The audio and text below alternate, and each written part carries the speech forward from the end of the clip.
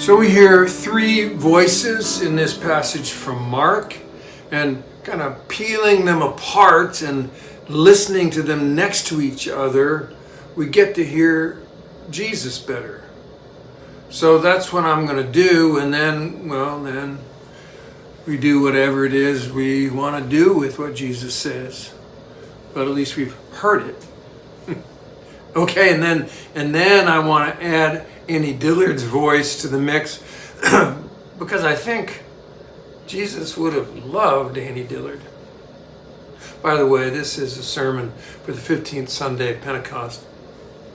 The first voice we hear is from the Pharisees, and the next to speak is from the Greek-speaking Jewish Christians who are actually speaking from 30 years in the future to the contemporary text.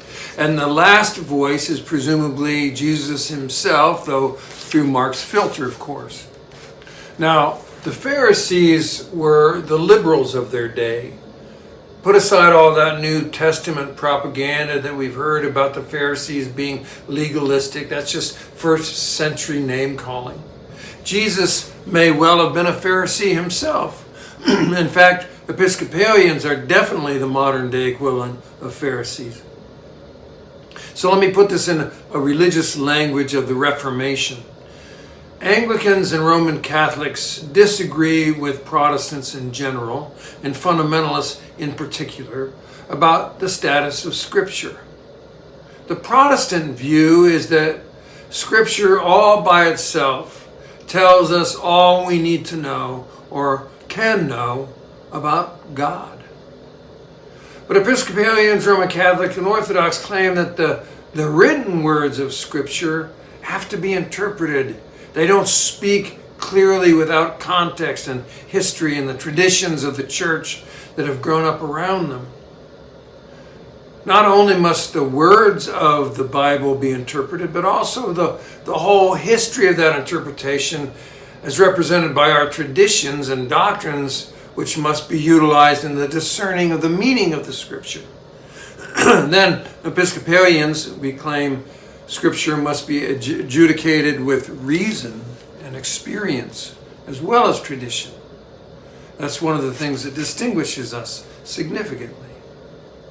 That's basically the argument the Pharisees had with their more conservative contemporaries. The Pharisees claimed there were two sources of authority to be considered: written Torah, what we think of as Scripture, and oral Torah, that is the law of Moses and the traditions and interpretations that flowed from that law.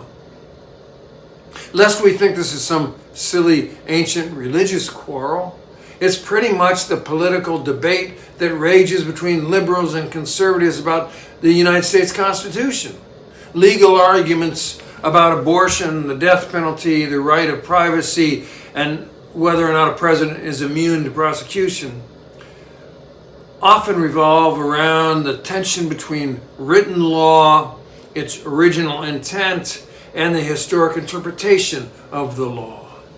So, in the Gospel of Mark, the voice of the Pharisees is represented by those concerned with preserving the traditions of the elder, meaning oral Torah, that is rooted in the written law, written Torah.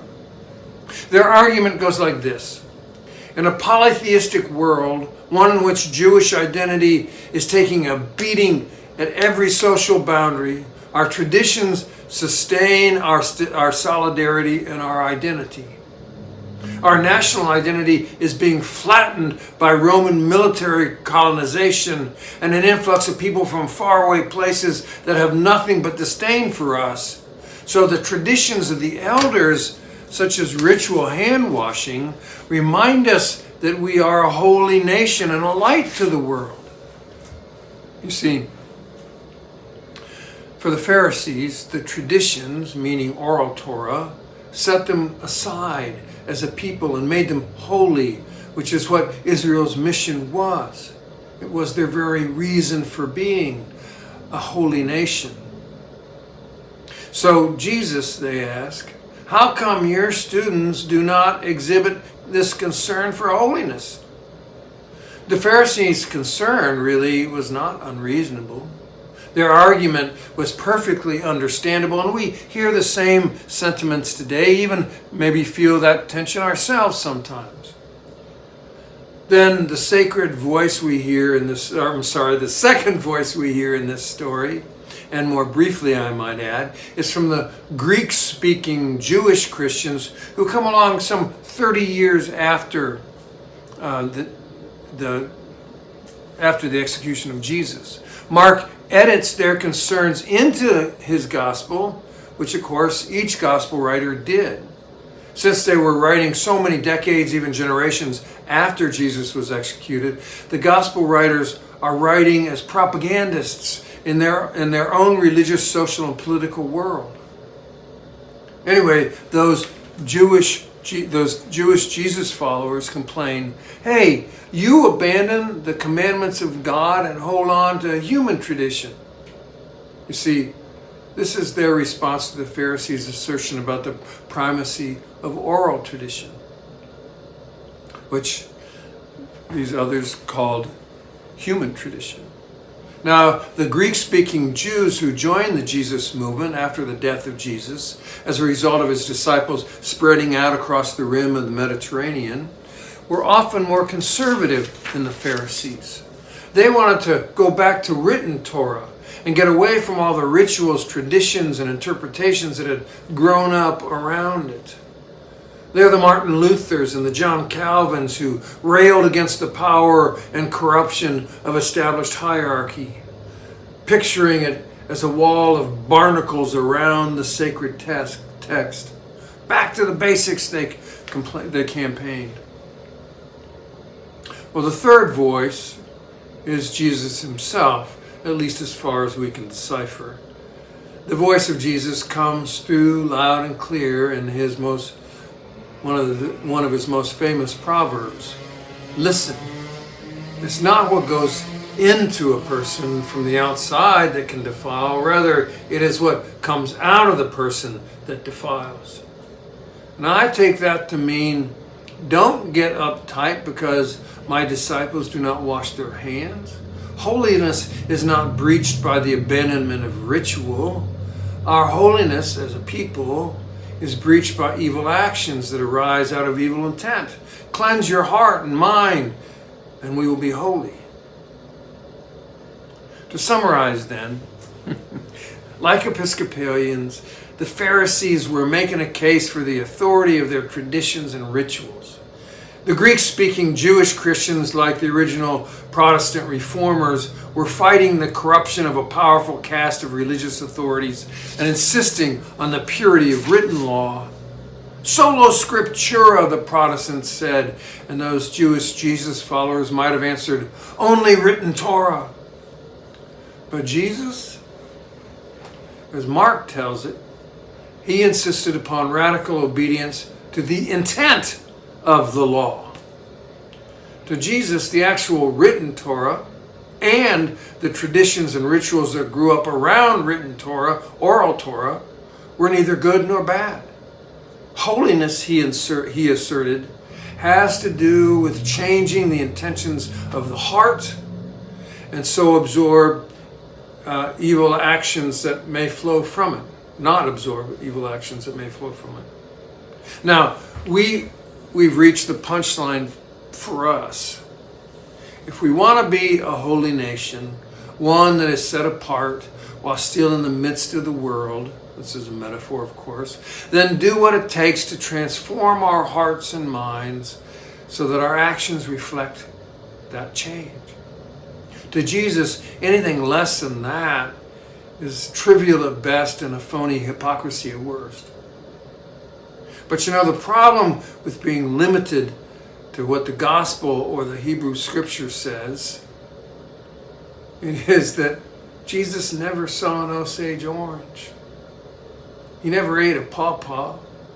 He never got to read about or see images of radical artery coronary bypass surgery, radial artery coronary bypass surgery, nor did he ever get to see images from the James Webb Space Telescope, God's Pizzazz, as Annie called it. But There were and are 4 different climate zones in the small world in which Jesus lived. We think just desert, and yes, but also snow-crested mountains and green woodlands, farmland, and sand dunes. Over 500 species of birds, probably more in Jesus' day. Gazelles, snakes, amphibians, and predators are and were everywhere, just as they are here. I bet when Jesus was in the wilderness those 40 days and nights, he watched Nubian ibex, those strange desert goats with their 3-foot-long horns that curve back on their like big arches on their heads. With a running start, they bang heads and lock horns as they fight over mates and territory. Pizzazz. He could have watched a giant desert hairy scorpion hiding in its burrow, waiting for a lizard to wander by. Patiently, he might have watched as it stung and started to drag its prey back into the hole in the ground. But the hairy little thing would be distracted with all that effort, and Jesus could have grabbed it by the tail and twisted it off and then eaten it. Pizzazz. Jesus witnessed the majesty of migrating birds in numbers we've never seen. He breathed air in the stillness of a cold night that was cleaner and more fragrant than what we've ever known.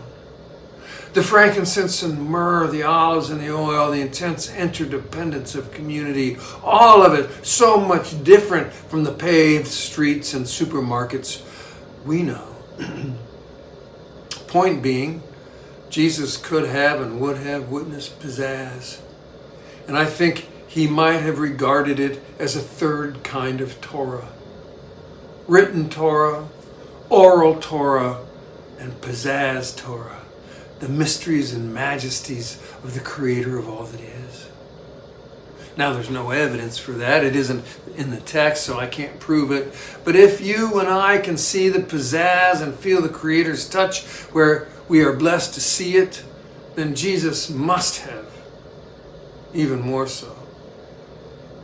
As Annie Dillard wrote, with the sound of one holding breath in rapt amazement, not only did the Creator create everything, but God is apt to create anything. Pizzazz. So because we're Episcopalians, or those of you who are watching that might be, and we can, let's begin to understand that there is a 3rd kind of Torah. Pizzazz Torah. Found, witnessed, heard, and seen only in the text of the creation. Let's gather around it and hear God's wisdom in it. And imagine the love that created it. The creation has pizzazz and holds sacred wisdom and power. Peace and pizzazz be with you.